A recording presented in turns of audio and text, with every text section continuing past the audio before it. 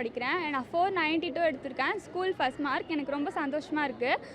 எனக்கு டீச்சர்ஸ் தான் ரொம்ப மோட்டிவேட் பண்ணாங்க. அவங்களுக்கும் ரொம்ப தேங்க்ஸ். அப்புறம் இந்த மாதிரி மார்க் எடுத்தது எப்படின்னா, நல்ல டீச்சிங்ஸ்னாலையும் நான் போட்ட எஃபர்ட்ஸ்னாலையும் தான். டெய்லியும் ஸ்கூல் போயிட்டு வந்து அவ்வளோ நேரம் படிப்பேன். நைட் 11 o'clock வரைக்கும். காலைல எழுந்துச்சி அதை ரிவைஸ் பண்ணுறதுலேருந்து எல்லாமே. ஸோ யாராச்சும் இதில் தோல்வி அடைஞ்சிருந்தாலும் ரொம்ப பெருசாக ஒரி பண்ணிக்காதீங்க. 10th மார்க் குரூப்காக தான். நம்ம திரும்பி அட்டெம்ப்ட் எழுதி பாஸ் பண்ணிக்கலாம். 12th நல்ல மார்க் எடுத்து காலேஜ் போகணும். என் ஆசை வந்து கம்ப்யூட்டர் சயின்ஸ் குரூப் எடுத்து நான் இன்ஜினியரிங் பண்ணுறது தான் என் ஆசை. அதான் அடுத்து பண்ணலான்னு இருக்கேன். எனக்கு மெயினாக நான் இது வரைக்கும் டியூஷன் போனது கிடையாது. எனக்கு மேக்ஸில் 7th ஸ்டாண்டர்ட்லேருந்தே உதயகுமார் சார்னு ஒருத்தர் எடுக்கிறாரு. அவர் அந்த அளவுக்கு டீச்சிங் பண்ணனால என்னால் நல்லா பண்ண முடிஞ்சிச்சு. மற்ற எல்லா டீச்சர்ஸுமே எனக்கு ரொம்ப சப்போர்ட் பண்ணுவாங்க.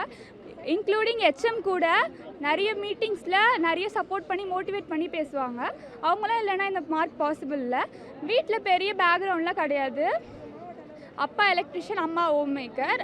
என்னை பெருசாக மோட்டிவேட் பண்ணுவாங்க. வீட்லேயும் பெருசாக இடம் கிடையாது. இருக்கிற இடத்துல உட்காந்து படித்து அது மாதிரி மார்க் எடுத்து அது வந்து டிவி வந்து எக்ஸாம் டைமில் எங்கள் அண்ணாவும் அப்பாவும் பார்ப்பாங்க கிரிக்கெட்லாம். எனக்கு அது பிடிக்காது. நான் வந்து அவங்க எனக்காக சாக்ரிஃபைஸ் நிறைய பண்ணியிருக்காங்க. டிவி நிறைய நேரம் பார்க்காம இருந்து நான் படிச்சிருக்கேன் அந்த இடத்துல. அதுக்கு ரொம்ப தேங்க்ஸ் என் பேரண்ட்ஸ்க்கும்.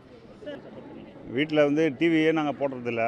10th எக்ஸாம் ஸ்டார்ட் ஆனதுலேருந்து அவளுக்காக நிறைய சாக்ரிஃபைஸ் பண்ணியிருக்கோம். படிக்கிறதுலேருந்து அவளுக்கு நல்லா சின்ன வீடு தான் இருந்தாலும் அதுலேயே நாங்கள் வந்து அவளுக்கு படிக்கிறதுக்கு என்னென்ன அரேஞ்ச் பண்ணுமோ பண்ணி கொடுத்துருக்கோம். அவள் நல்ல மார்க் எடுப்பான்னு எதிர்பார்த்தேன். ஆனால் ஸ்கூல் ஃபஸ்ட்டு வரான்ட்டு எதிர்பார்க்கல. சென்டம் எதிர்பார்த்துட்டு இருந்தா. அது ரொம்ப சென்டம் ஏதோ இந்த சப்ஜெக்டில் சென்டம் இல்லைன்ற ஒரு ஃபீலிங் இருக்குது. தவிர மற்றபடி எனக்கு ஸ்கூல் ஃபஸ்ட் வந்தது ரொம்ப பெருமையாகவும் இருக்குது. என்னோடய ஃப்ரெண்ட்ஸ் குரூப் எல்லாருக்குமே ஷேர் பண்ணிட்டேன். ரொம்ப ப்ரௌடாக இருக்குது எனக்கு. நான் ஹவுஸ் ஒய்ஃப் தாங்க. நாங்கள் வந்து நல்லா படிக்க வைக்கணும்னு நினச்சோம். அதே மாதிரி அவள் நல்லா படிச்சுட்ருக்கா. சென்டம் எடுக்கணுன்றது அவளோட ஆசை. பட் அது மட்டும் நிறைவேறலை. பட் எல்லாத்துலேயும் 98, 99 அப்படி தான் மார்க் எடுத்திருக்கா. ரொம்ப சந்தோஷம். முடிஞ்ச அளவுக்கு நாங்கள் அவளுக்கு வந்து ஒத்துழைச்சோம். எங்களால் முடிஞ்ச அளவுக்கு டிவி பார்க்காம இருக்கிறது. அவங்க கண்ணை இருக்கான், அவன் இன்ஜினியர் படிக்கிறான். அவனும் அவளுக்கு கொஞ்சம் சப்போர்ட்டாக இருந்தான். அவளுக்கும் ஒத்துழைப்பு கொடுத்து நல்லா இருந்தான். ஸோ அதனால் குடும்பமே கொஞ்சம் ஒத்துழைச்சோம். அவளும் நல்லா படித்தா. படிக்கணுன்றதுல நல்ல முடிவில் இருந்து நல்லா படித்தா. பட் சென்டம் எடுக்கலன்றது மட்டும்தான் ஒரு வருத்தம் அவளுக்கு. மற்றபடி டீச்சர்ஸ்லேருந்து எல்லாருமே அவங்களுக்கு நிறைய மோட்டிவேட் பண்ணாங்க. நல்லா படித்தா அவள். எங்களுக்கு ரொம்ப